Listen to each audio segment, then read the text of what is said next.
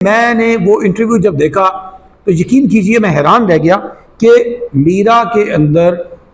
जिसको बहुत ज़्यादा अच्छा इमेज नहीं मेरी नज़र में था कि बड़ी को सॉलिड बड़ी को मजबूत होंगी वो, लेकिन उन्होंने जिस अंदाज में जिस स्माइल के साथ इन तमाम इल्ज़ामात को सुना और बड़े प्रोफेशनल वे में उसको निगलेक्ट करते हुए, रिफ्यूज़ करते हुए, इग्नोर करते हुए, एक साइड पे फेंकते हुए,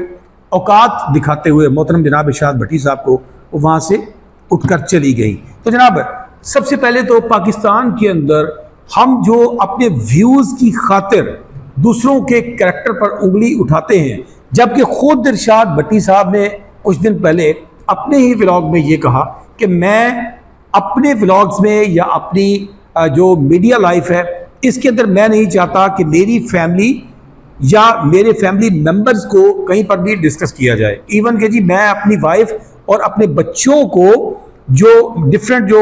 मुझे दावतें आती हैं मुख्तलिफ टीवी चैनल्स के मॉर्निंग शोज़ में और जगह पर, मैं उन जगहों पर ले जाना भी पसंद नहीं करता।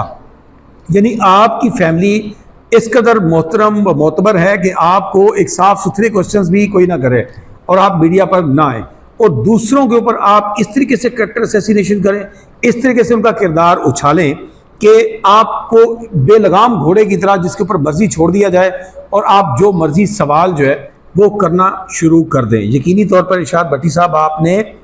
मैं कहूँगा येलो नहीं ब्लैक जर्नलिज्म का एक ऐसा घटिया मुजाहरा किया है कि जिससे यकीनी तौर पर सहाफ़त के मेयार पर उंगलियां मज़ीद ज़्यादा उठाई जा सकती हैं।